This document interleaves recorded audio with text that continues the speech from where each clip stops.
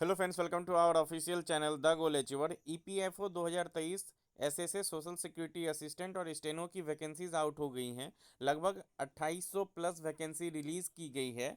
और इस बार कहीं ना कहीं पैटर्न चेंज किया गया है। जब 2019 या 2020, मुझे याद नहीं है, शायद 2019 में जब इसकी वैकेंसीज आई थी ईपीएफओ की, एसएसए की, तो उस समय एग्ज़ाम जो था वो बैंकिंग पैटर्न पे था। उस समय प्री मेंस कंडक्ट करवाए गए थे, उसके बाद फिर स्किल टेस्ट या टाइपिंग टेस्ट भी लिया गया था। लेकिन ऐसा इस बार कुछ नहीं है।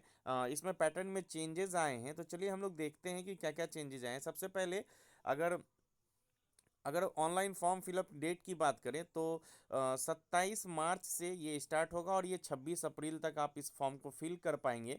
जिसका जो आपकी जो प्राइस है, यानी कि सभी कैटेगरीज के लिए, और सॉरी, SC ST और PWD और फीमेल कैंडिडेट और एक्स सर्विसमैन के लिए कोई भी फ़ी नहीं है। और जनरल OBC और EWS की कैटेगरीज के लिए 700 आपको फ़ी लगेंगे। अगर फीमेल कैंडिडेट हैं आप, तो आप ये फ्री ऑफ कॉस्ट इस फॉर्म को फिल कर सकते हैं। वहीं अगर स्केल पे की बात करूँ तो ये लेवल 5 का जॉब है। बेसिक पे 29,200 इसका बेसिक पे है। और पे मैट्रिक्स की बात करूँ तो 29,200 से 92,300 तक है। आपको बेसिक पे 29,200 के बीच में, तो ऑल अराउंड सारा कुछ अगर आप जोड़ोगे तो लगभग 45 + 50 के आसपास आपको इसकी सैलरी जरूर मिल जाएगी। और सैलरी स्लिप के साथ भी मैं आप लोग के सामने जरूर आऊँगा। अदर कुछ इंपॉर्टेंट देखते हैं। टोटल वैकेंसीज़ की अगर मैं बात करूँ तो 2674 वैकेंसी आपको सोशल सिक्योरिटी असिस्टेंट के लिए रिलीज़ की गई है। अलग अलग स्टेट की अलग अलग कैटेगरीज के लिए अलग अलग वैकेंसी रिलीज़ की गई है। वहीं स्टेनो की बात करूँ तो लगभग 185 वैकेंसी रिलीज़ की गई है।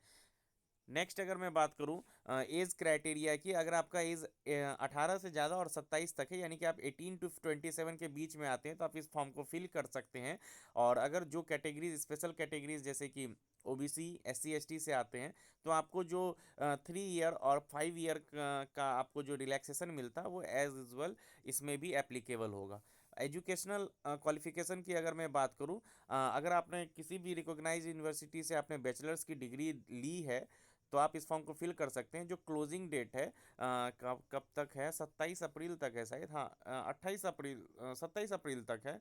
27 मार्च टू 26 अप्रैल, 26 अप्रैल तक अगर आपका फाइनल ग्रेजुएशन का अगर कोई रिजल्ट आने वाला है फाइनल ईयर का, अगर वो उससे पहले रिजल्ट पब्लिश्ड हो जाता है, तो आप इस फॉर्म को फिल कर सकते हैं। देखिए एक्चुअली क्या है, मार्कशीट या सर्टिफिकेट में पब्लिश डेट जो रहता है, वो डेट मायने रखती है। अगर वो इस डेट से पहले आपका पब्लिश्ड हो जाता है, तो आप इस फॉर्म को फिल कर सकते हैं। वहीं अगर पैटर्न चेंज की बात करूँ तो इस बार SSC पैटर्न देखने को मिला। पिछले बार वो बैंकिंग पैटर्न पे था। जनरल एप्टीट्यूड 30 क्वेश्चन 120 मार्क्स के, जनरल नॉलेज और जनरल अवेयरनेस के 30 question 120 marks, quantitative ability 30 question 120 marks, और general English with comprehension 50 question 200 marks के आपको देखने को मिलेंगे। और कंप्यूटर लिटरेसी 10 क्वेश्चन 40 मार्क्स के, यानी कि 150 क्वेश्चन के लिए 600 मार्क्स अलॉट किए जाएंगे। और total timing 2 hours and 30 minutes, यानी कि 150 मिनट्स के आपके एग्जाम्स होंगे। आप देख सकते हो कि मैथ, रीजनिंग, इंग्लिश और GK आपको यहाँ पे, और कंप्यूटर, सारा लगभग SSC पैटर्न पे इस बार एग्ज़ाम होगा। और अगर मैं रिटेन एग्ज़ाम की बात करूँ, अगर सॉरी, फेज़ 1 एग्ज़ाम, यहाँ पे कोई प्रीलिम्स नहीं, एक ही एग्ज़ाम्स होगा। उसके बाद जो सेकेंड फेज़ होगा वो आपका टाइपिंग टेस्ट होगा। इसमें एक क्वेश्चन 4 मार्क्स के दिए जाएंगे, इसलिए 150 क्वेश्चन के लिए 600 मार्क्स अलॉट किया जाएगा।